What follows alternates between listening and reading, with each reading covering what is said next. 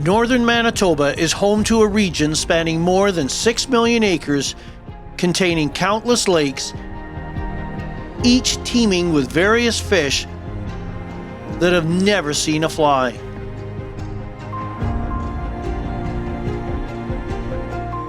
I literally dropped the fly over the side of the boat. Whoa! Nestled within this region, you will find Gangler's North Seal Lodge, the gateway to this vast, untouched wilderness. Gangler's floatplane fleet is the only way to access these remote lakes. I've always enjoyed trips with the opportunity to catch more than one species on the fly.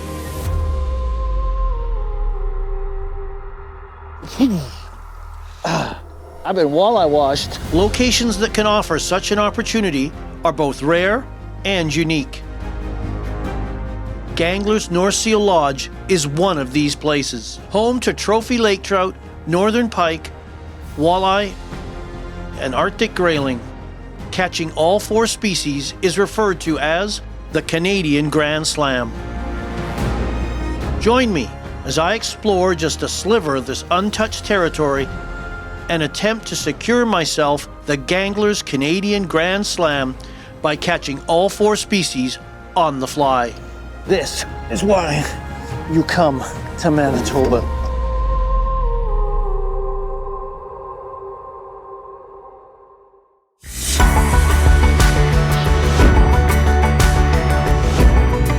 Ooh, that's a nice sized fish. Absolutely fantastic.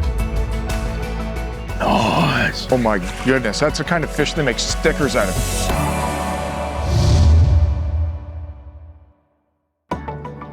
The new fly fisher is supported by Travel Manitoba,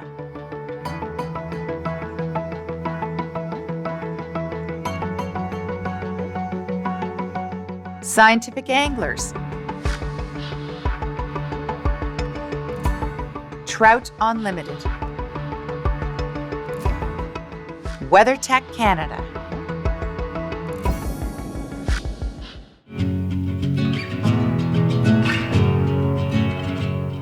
My Gangler's North Seal Lodge adventure began with an early wake-up at my Winnipeg hotel. I boarded a shuttle and headed to the airport to check into my Gangler's flight. Once at the airport, I checked my baggage and boarded the aircraft for the approximately 2-hour flight to northern Manitoba.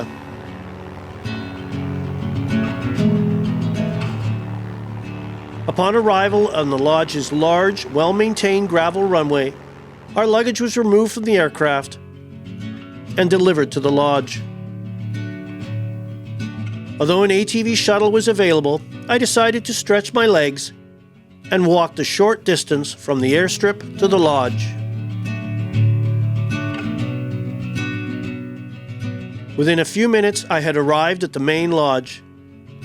It was Canada Day, so I poured myself a coffee and awaited my cabin assignment.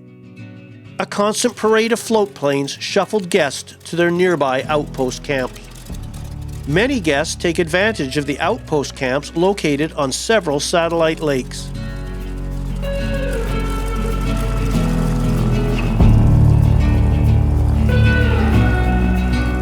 Gangler's North Seal Lodge is located on the shores of Eggenolf Lake, approximately 640 miles north of Winnipeg, Manitoba, some 60 miles from the Nunavut border.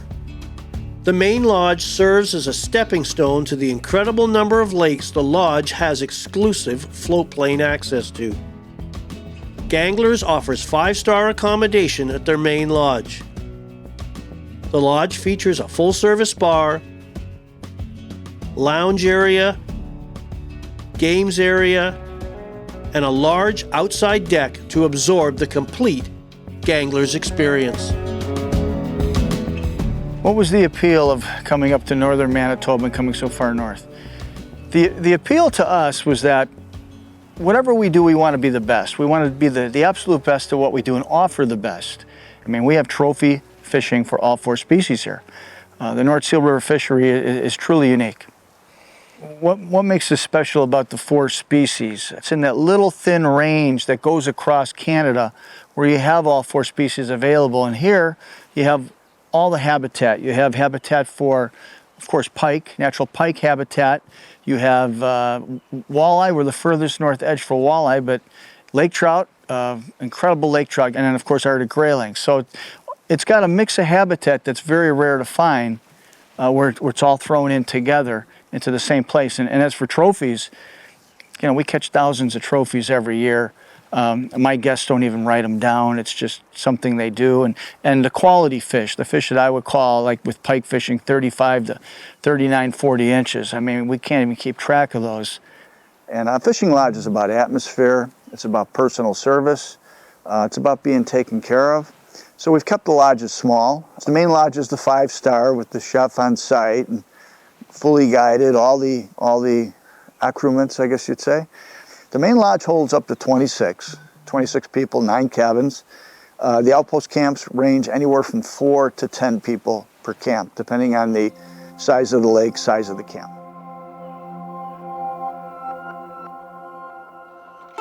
I felt very fortunate to have 7 full days to enjoy the complete Gangler's experience, providing me the time to target and catch all 4 species to complete my Canadian Grand Slam.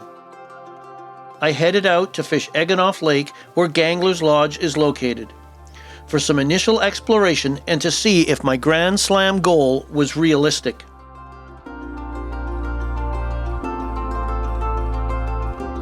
Northern pike belong to the same family as muskellunge and pickerel. They are long-lived, surviving over 20 years in ideal conditions. They are an aggressive apex predator capable of attaining large sizes well over 45 inches in length. Pike often hunt the deeper regions of the lake. They also love to stalk shallow bays and weed beds. Pike have a large, varied diet. Almost anything they come across ends up on their menu, including lake trout, lake whitefish, cisco, grayling, suckers, perch, frogs, leeches, ducklings, even each other. After a successful hunt, pike return to warmer shallow bays to rest and digest. Shallow bays are also favored spawning habitats, which takes place early each spring. Sometimes categorized as a warm water fish, pike actually thrive better in cooler water and are most active when temperatures range from 56 to 60 degrees Fahrenheit. As water temperatures warm, larger pike retreat to deeper, cooler water. But they will return to the shallows at certain times of the day to hunt, especially in the far north where I am fishing. The northern pike's aggressive disposition and shallow water habits make them an ideal fly rod quarry using streamers and topwater patterns. Takes are seldom subtle.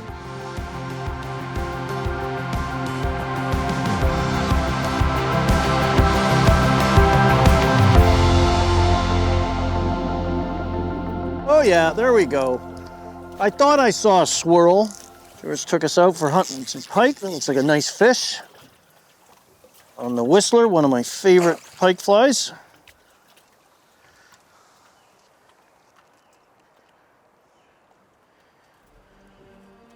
Not a bad way to start.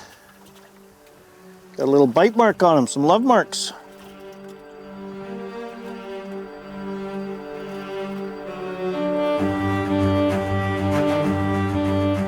I thought there might be somebody here. Line off so I don't stand on it.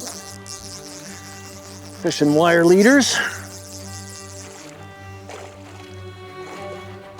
Just grip him in the chin.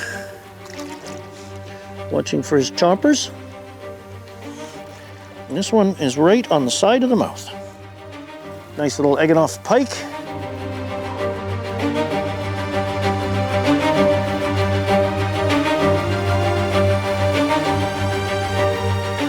Seem to have found where they're hiding, George.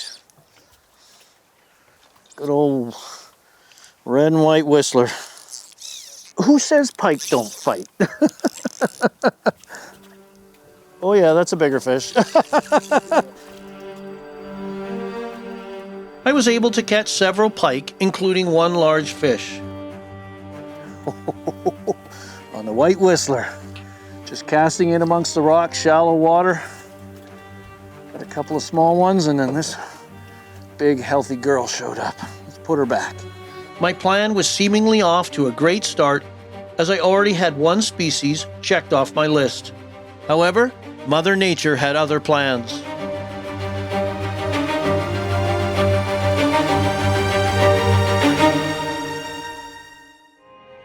Weather on any trip often plays a role. My trip to Ganglers proved to be no exception. The next day, a large aggressive cold front passed through. I tried sneaking out before it settled in, but heavy rain and increasing winds cut my session short. It just wasn't safe to stay out on the water. We were lodge bound for the balance of the day, and even into the following day as high winds and rain bombarded the area.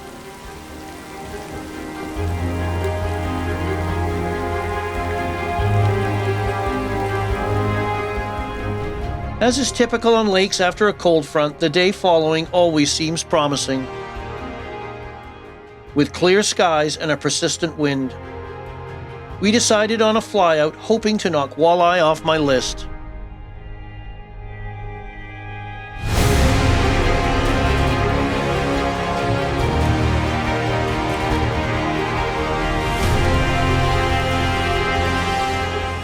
But the reality is the extreme temperature changes and barometric pressure swings caused by the cold front usually drive big fish into the depths.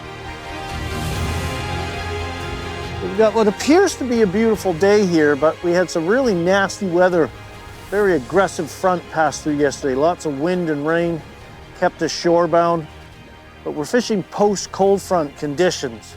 Air temperatures are dropped, the wind is up, blue banner day or very bright skies, and these fish are just off. They're not chasing, they may be out in deeper water, so we gotta fish slower. I like to use black. This is a black bunny leech, long, slow pulls. When fishing shallow, keep your cast short because you don't wanna hang up on the rocky bottom. We just gotta work slowly and methodically, and hopefully as the day progresses, the activity level of these fish will pick up.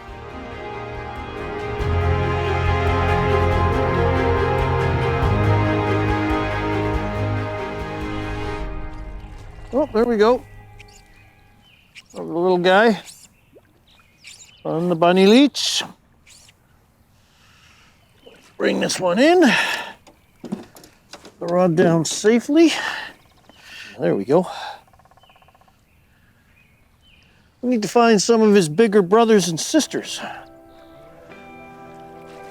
Off you go. Oh. Fish of any species were few and far between. The shallows seemed barren. All I had to show for a day of persistent casting, fly changes, and visiting a variety of likely-looking spots were a few small pike. For the first time, I felt my Grand Slam might be in jeopardy. I knew I had my work cut out for me. Thankfully, I had two things in my favor: the combined experience of Ken Gangler and his guides, plus the numerous lakes at their disposal. Although we had had a tough day on the water, we had time to enjoy a delicious shore lunch before the float plane picked us up and shuttled us back to camp.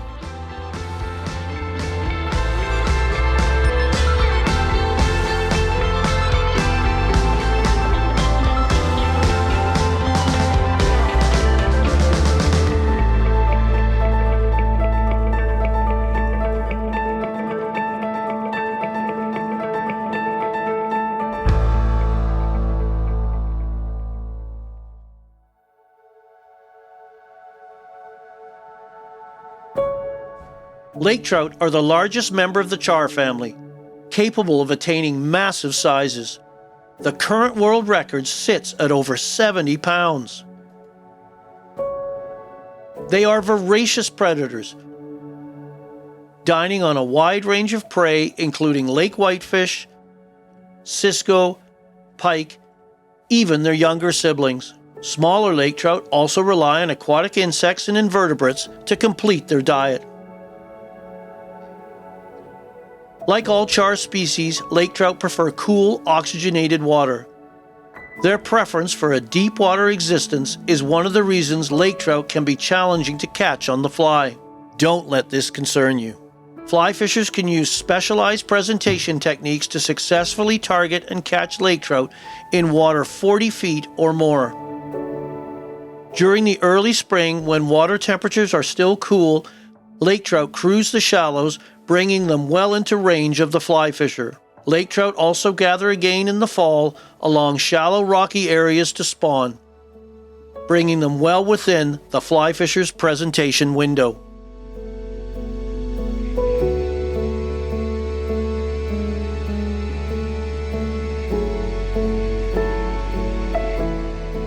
Although the main front had passed, we still had a few rain squalls passing through.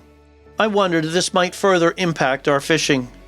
Speaking to Ken, he said the conditions were perfect for lake trout, as they are often active in low light conditions coupled with rain. We headed out on the lake to target lake trout in deep water. We're going to cast downwind as far as we comfortably can. Then we're going to strip off the rest of our line and basically stack mend it on top to get that line to sink as vertical as we can, and then strip it back up through. So you need a relatively light wind day, which we've got here today, and George does a great job controlling the boat to allow that line and fly to sink, and then we hang on for the big thump of a lake trout.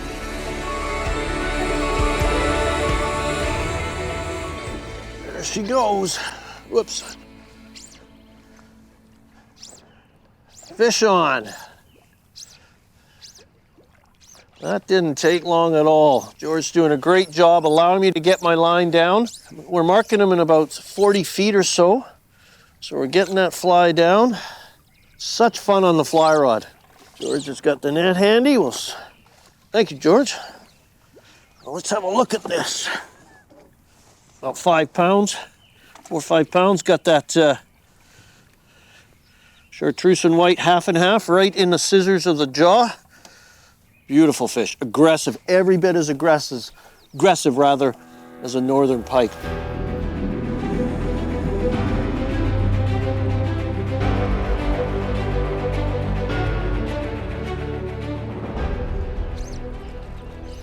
So we're we're casting downwind, as far as you comfortably can. You don't have to try and hit the other side of the planet.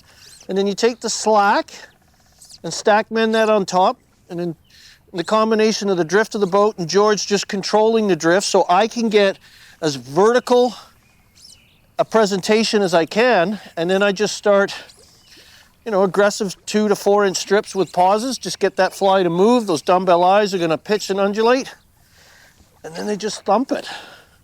And there's no subtle take with these Lakers. They're very aggressive predator. He looks pretty good. I'll just steer that right in. It's in the bucket. So when the weather is lousy, this is the time to come chase lake trout and ganglers.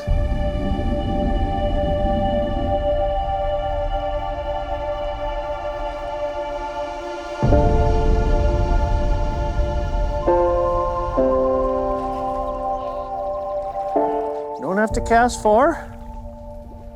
And then just take the slack and throw it in, and then George just helps control the boat and the combination of the drift just to allow that to sink. We've got to have the sink time. We don't have the luxury of a heavy lure like a conventional angler would, a heavy spoon, a heavy jig. Even though our fly line sinks, it takes a little more time to get down. Watching that line, it's coming up near vertical, it's perfect. Pulling up through them. Wait for the thump. Ugh, followed it right up. Ooh, that's a nice one. I'll take that. I expect this guy to wake up any second now, so I want to step on the line. So we're gonna use my pinky to guide line on, keep the pressure on this fish, bulldogging around the see him. He's just up. There he goes. Oh, look at that. Overrun the drag a bit. Oh, reel down and hump him up. Right in there. Yeah, fly came right out. That's a good thing. Ain't half bad for a fish you're not supposed to get on a fly rod. Beautiful. Killers. We're just using, again, a chartreuse and white, half and half, and only about 5 feet a leader. I've got 3 feet of 0x to 2 feet of 1x or 2x, and that's all you need. Non-slip loop knot. Beautiful fish. One of the challenges when targeting fish, such as lake trout in deep water, is consistently getting your line and fly to the same depth. As we had a sounder on our boat, we knew how deep we were fishing over and where the lake trout held. In these situations where you know how deep the fish are and the sink rate of your line, the rule of 12 comes into play. So what does this mean? If you divide your line sink rate into 12, as there are 12 inches in a foot, you know how long it takes for your line to sink 1 foot. You then multiply the time it takes your line to sink 1 foot by the depth you are trying to target to let you know how long you need to let your line sink. Today, I used a full sinking line that sank at 5 inches per second, or approximately 2.5 seconds to sink 1 foot. To reach 40 feet, we need to allow our line to sink for 100 seconds. Incorporating the rule of 12s whenever you use sinking lines allows you to target the same depth with each cast consistently.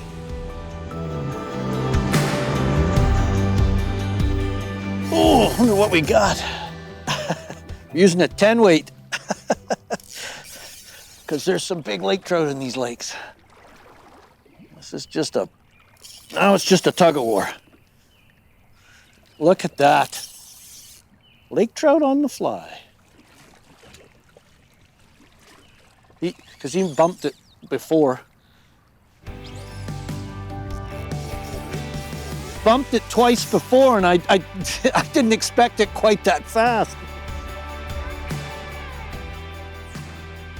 Ooh! Stay still, boy. There we go. Lake trout on the fly. Off you go, big boy.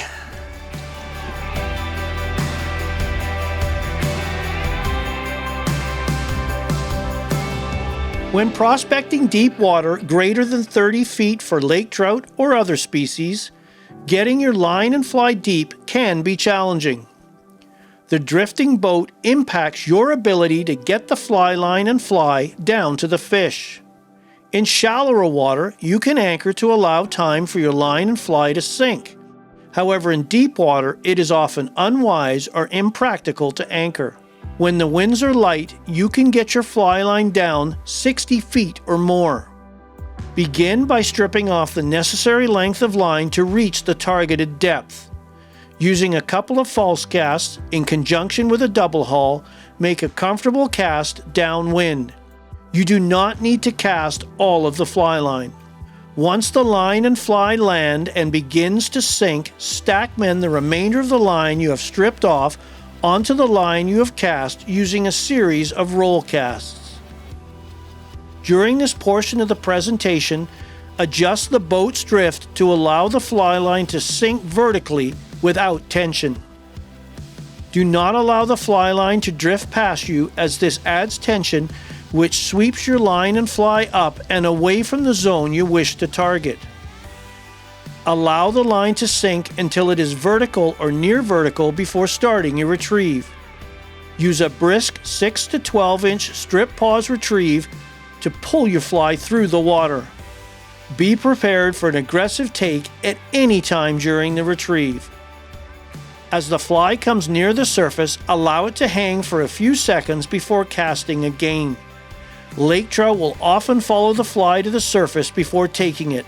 The hang portion of this presentation allows you to hook these following fish.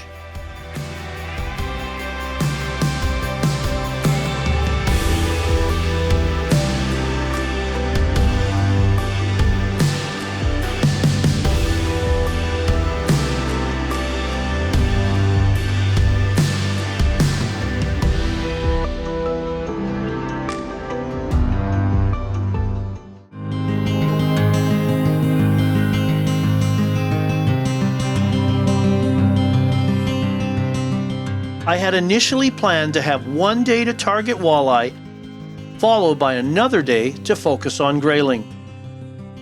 Due to the impact of the weather earlier in our trip, this was no longer possible. My quest for the Grand Slam was in jeopardy. I had just one day to catch walleye and grayling on 2 separate lakes. Our plan was to fly out to one of Ken's favorite walleye lakes. I had until a little after midday to cross walleye off my Grand Slam list.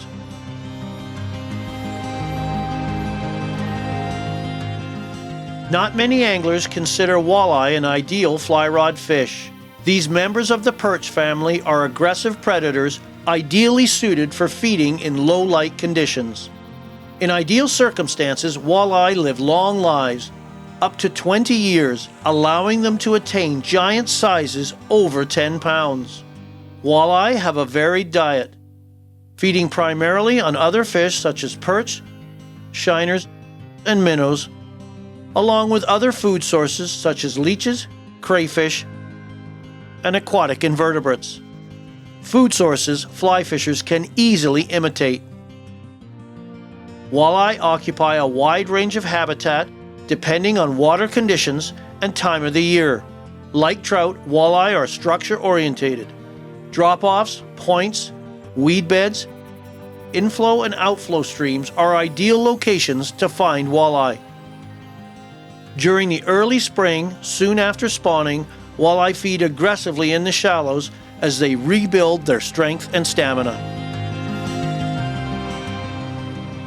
There are over 60 lakes we have access to here at Ganglers, and today it's all about the pursuit of walleye. We're on one of the lakes known for good size and good population of walleye. We're going to use 6-weight systems, floating lines, clear intermediates, small minnow patterns, see how many we can get.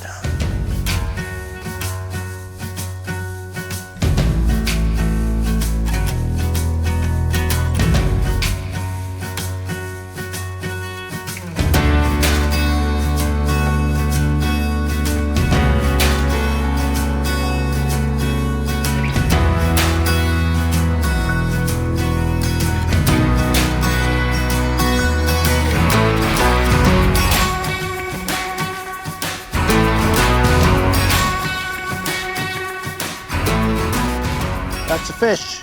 We have a fish. Just slow stripping. White streamer. Feels fairly decent. It's a walleye, the target species. So we're just fishing the outflow. These walleye are known to stack up here. Good fun. Gather the line here. That's a good sized walleye. Got a good set of teeth on them, but what you got to be careful of is this dorsal fin and these gills. These gill plates can give you a nasty little cut.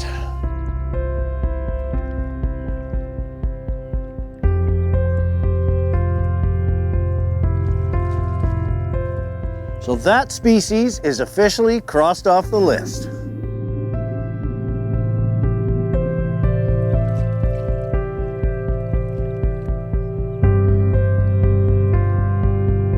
There we go, fish on. Just bumping this along the bottom using like a jig streamer. Just casting it across, letting it swing around. You can feel it ticking the bottom and get thumped. Good sized walleye here. What's unique about this region is actually finding walleye up here. This is probably one of the most northern based populations you'll find in North America, arguably the world. So, oh yeah, he sucked that down. Just like a pike, pinch him.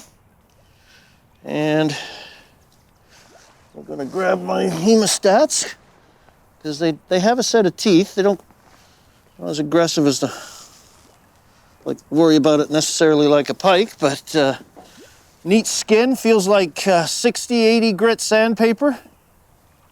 Beautiful little walleye, white tipped fins, beautiful gold coloration. The beauty of these is when you find one, you usually find a bunch. They love to stick together and hang around. Just throw them back and go get another.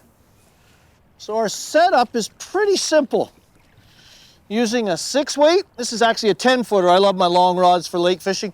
And especially if we switch to a dry line, a floating line, which is an option, that longer rod is going to allow me to mend and control the line to get it to sink and swing.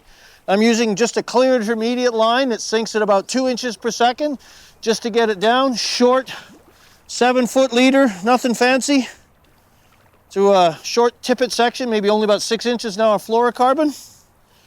And my chartreuse and white half and half. Streamers are the way to go. Just a fun fishery, something you need to take advantage of up here because it's so special. You can find these walleye this far north.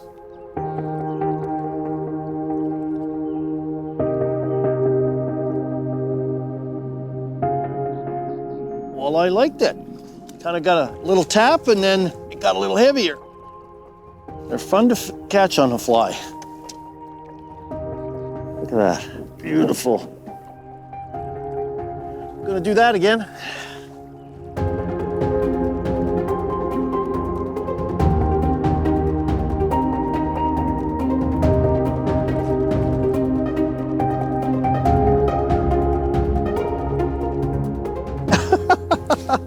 Came up and whacked it. So this fish was probably following my half and half for a little while, but they're so well camouflaged with their golden brown coloration. Oh, there we go, nice walleye. Nice walleye. Beautiful walleye there.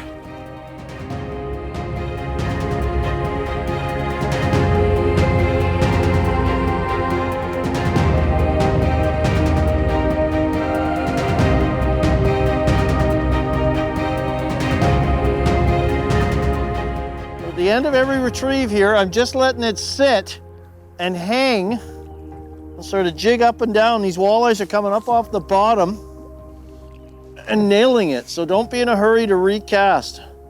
Let that fly just sit and dance, raise and lower the rod a little bit, slow raises. Another beautiful walleye. So we've just been experimenting. We've been fortunate. We've caught fish on every fly.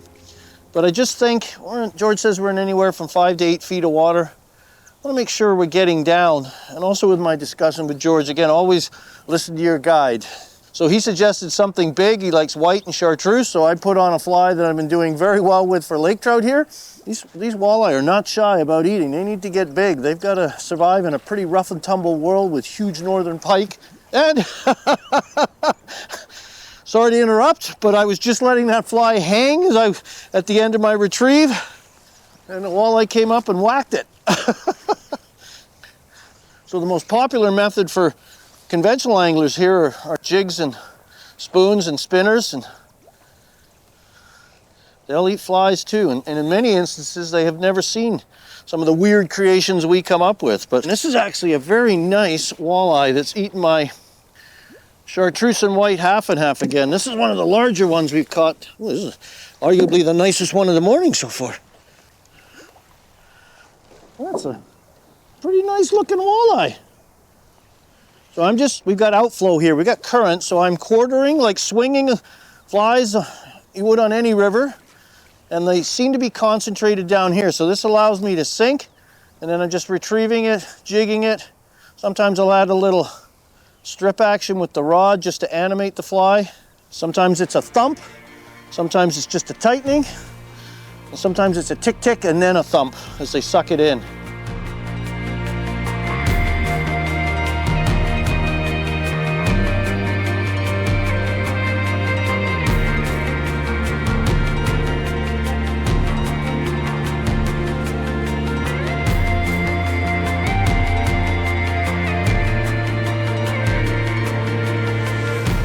Fish on. Just, again, quartering across. Let it swing and sink. It's a nice walleye. And then just vary your strips. Sometimes slow, sometimes a little more aggressive. This fly has the dumbbell eyes, so the strip and pause really helps the jigging action, which I think they like. And the takes are sometimes aggressive. Sometimes you think for a second, oh no, I've hooked bottom. And then bottom begins to shake and move. So. And again, lines you could use in here. We're using a clear intermediate. We've got a bit of wind. It allows it to get under the The surface of the wind doesn't affect. A sink tip would work good in this situation. And you could probably even do it with a floating line and almost nymph the streamers through there. Watching out for those gill plates and dorsal fin. Nice little walleye. With walleye now stroked off our Grand Slam list, only one fish remained. It was time to target grayling. But I had only a few short hours to accomplish this task. If there is a signature fish of the north, it just might be the Arctic grayling. They are the only grayling species found in North America. The Arctic grayling is a stunning fish, tailor-made for the fly fisher. Besides their trout-like physique, grayling feature a large, sail-like dorsal fin that radiates an iridescent rainbow of color and markings. Coloration similar to that of some tropical fish. Cool, oxygenated rivers and lakes are preferred grayling habitats. Although a long-lived, slow-growing fish, grayling can attain large sizes in ideal conditions by feeding on small invertebrates, aquatic insects, and small bait fish. Although subsurface presentations can work exceptionally well, the grayling's willingness to feed at the surface and take dry flies makes them so popular with fly fishers. Just pulled over out of the current, tucked up in a nice rocky point. I'm gonna get out, can walk up along these rocks ahead of me, work these different lines. I'm gonna try the chubby Chernobyl to start, see if that drags anything up. If not, I might downsize the fly a little bit, or God forbid, nymph for them.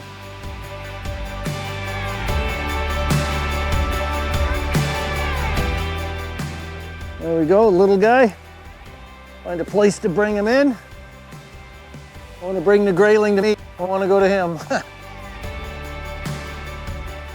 Very hard to hold.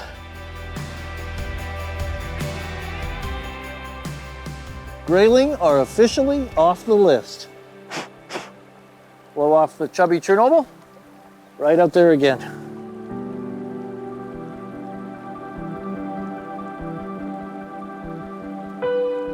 Up in front of me, I've got one rock that's about a quarter exposed, and then behind it, 3 others.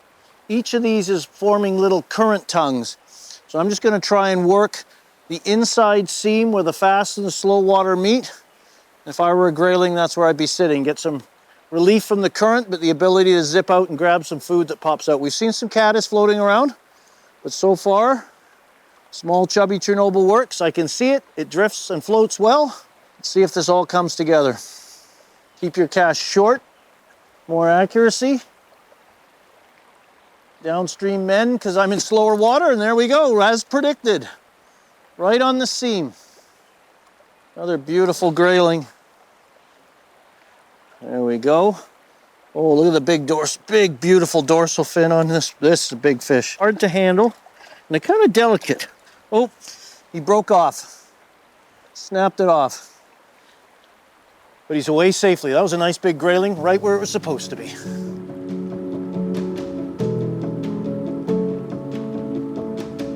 Setup for this is pretty simple. 5-weight system, 9 to 10 foot. I'm using a 10-foot rod, gives me better mending ability. Dry flies. This is a little chubby Chernobyl, about a size 10. Elk hair caddis. Parachute Adams. Basically any common dry fly that floats, they're gonna come up for it. They're very surface orientated, an absolute blast on light gear. There we go. Nice gentle head tail rise. Just on the outside of the seam, ooh, this is one of our larger ones. This one was sitting just on the edge of the fast water. Oh, look at the beautiful dorsal fin on this fish.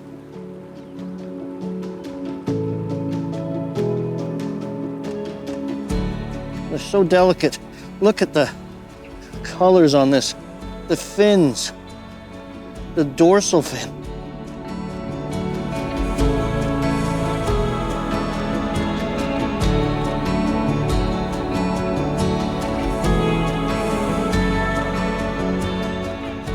So one of the things you want to have in your Gangler's kit bag is your floatant and your powder. I'll show you the powder in a second. But the floatant any good paste floating, a little bit on your forefinger. Massage it between your thumb and forefinger, let your body heat liquefy it. Pat it into the parts of the fly, and that fly is ready to go. When I catch a grayling and it's saturated and it's not floating as well, then you reach into your pocket and you pull out the desiccant. And what this does is you open the lid, there are little desiccant beads in there, you drop the fly in, close it, give it a shake, it dries everything out, reapply the floatant, your fly's recharged, and you're ready to go again.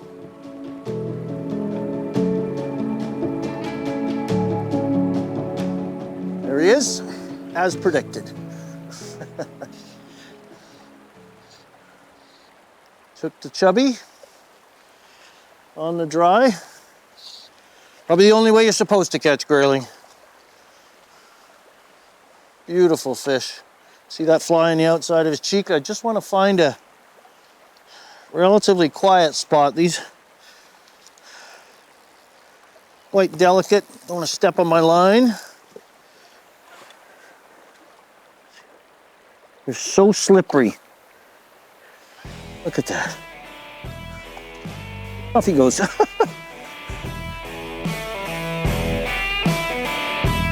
I had already caught a few northern pike before the bad weather moved into the region. Coupled with the success of catching lake trout, walleye, and Arctic grayling, I now had my Canadian Grand Slam successfully completed. Now it was time to see if I could upgrade my pike by exchanging blows with one of the large pike Ganglers is famous for. Ken Gangler suggested that if I wanted a shot at some true trophies, I should step up to the big leagues with a flyout to Frustration Bay, located on nearby Adam Lake.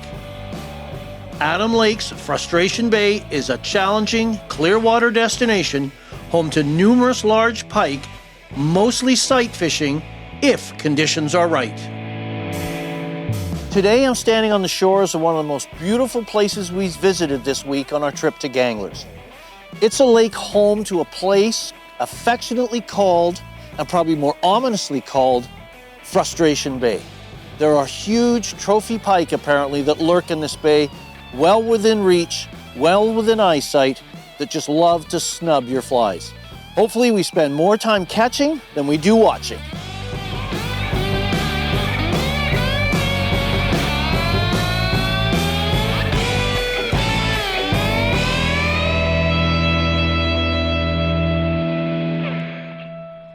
There we go, right away.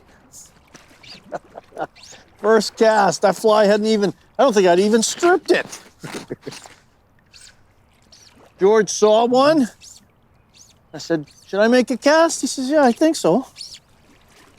I made, ooh, this has got some, it appears to be longer. So clear in here. They're quite lightly colored. Yeah, this one's, that's a good start. Get some line up on the reel here. I think this one's not quite ready for prime time. Now it's going. Whoops, a little too much drag there. Oh, I got a mess going now. Way to go, Phil. I think this one's gonna need the net. Yeah, that's a nice pike.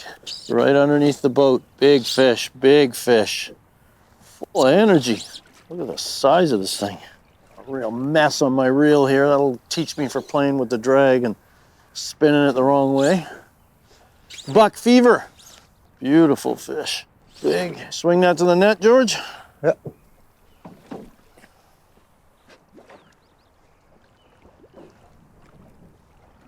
Yes. Woo! That's not a bad way to start. Frustration Bay. First cast. I'll let him go. There she goes. Thank you. Yes. One's in the bag. Let's go get some more.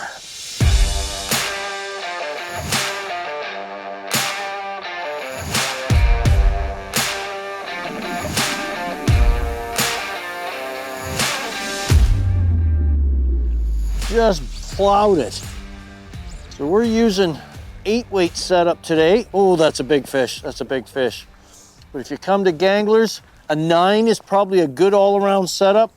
Floating line for pike will serve you probably pretty well all the time. You may want to bring a intermediate or an intermediate tip of some sort if they're deeper, but for what we're doing here today in Frustration Bay, which is slowly turning into Satisfaction Bay, oh, right on the tip of the snout.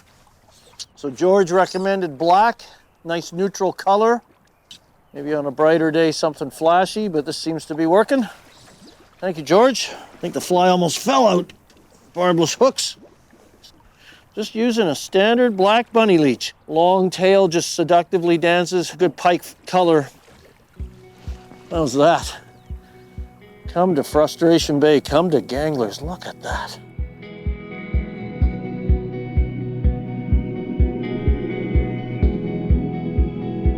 Just gonna play a hunch here. This is crystal clear water. So I'm gonna change up from our standard wire pike predator lead style leader to one that uses 80-pound fluorocarbon as the bite tippet. See if that gives us a little more advantage, a little more stealth in these clear conditions.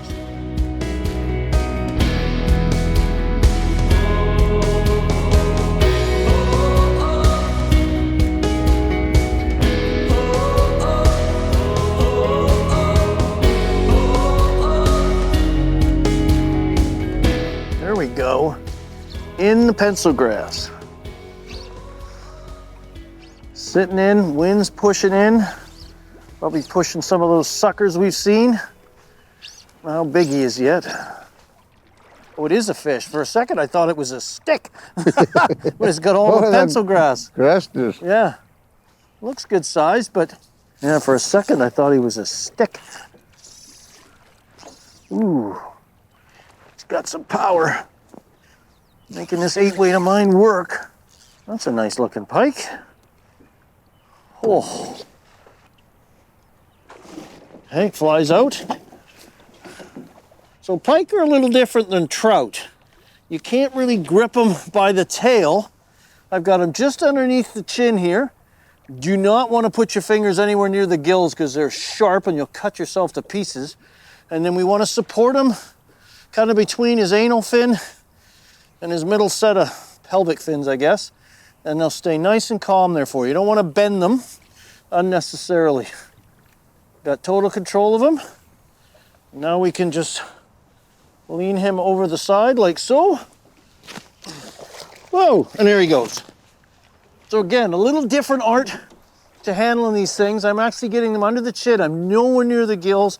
That allows you to control them, support them, because if you try and grip them by the tail, they're so slimy, they're gonna bend, they're gonna struggle, they're gonna escape on you, or worse, they could fall in the boat and do themselves some injury. So it's not as rough and robust as you think it is. It's the best way to handle a pike.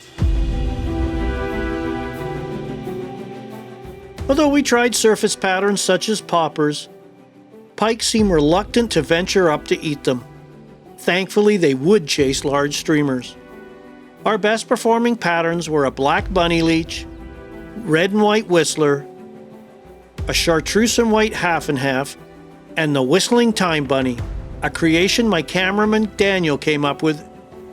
The chartreuse half and half was also our best producing pattern for walleye and lake trout.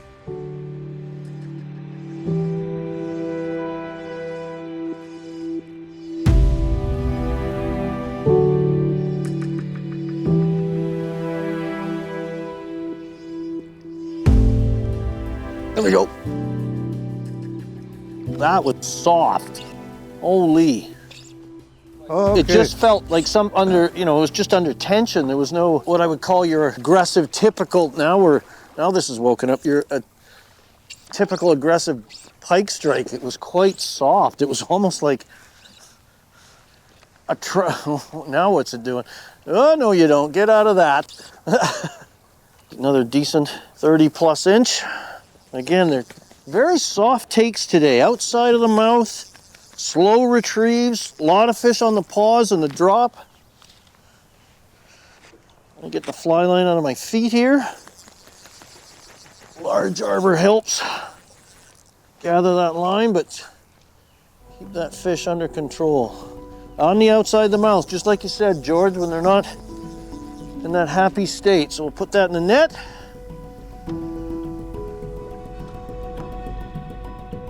There we go. Thank you, sir.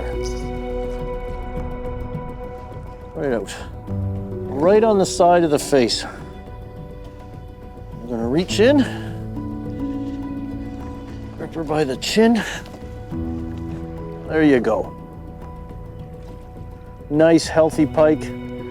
Why are you eating so softly today? Reminded me of home for rainbow trout. That soft, delicate take.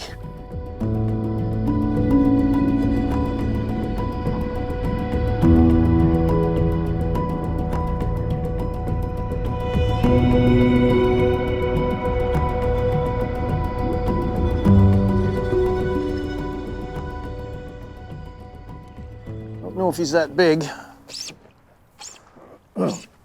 Just working along the edge, just like a little drop off. George says we're in about 8 to 10 feet of water, so I'm just targeting sort of the lighter edges and just stripping it off and letting it fall. And this black bunny leech, when it just falls through the water, it's so seductive. Oh yeah, this looks like I'll take this. George has got the net. We'll steer him right in. Think. This is why you come to Manitoba. Uh-oh, the net. Look at that thing.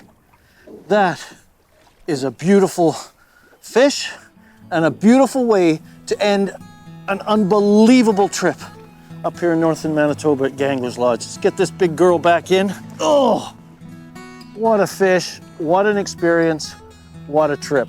I can't thank the folks at Ganglers enough for their hospitality, for putting us on these great waters, and for putting George with us, who his patience and his knowledge of these areas is unbelievable.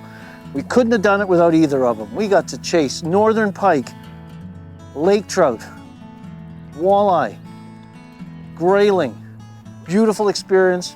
I hope you learned a little bit more about these different species and different techniques on how to fish them, both when you come here and especially on your own waters. For more information on this episode and others in our informative series, please visit us on the web at thenewflyfisher.com. And don't forget to follow us on Facebook, Instagram, and catch other episodes just like this one on our YouTube channel. We'll see you next time. The New Fly Fisher is supported by Travel Manitoba,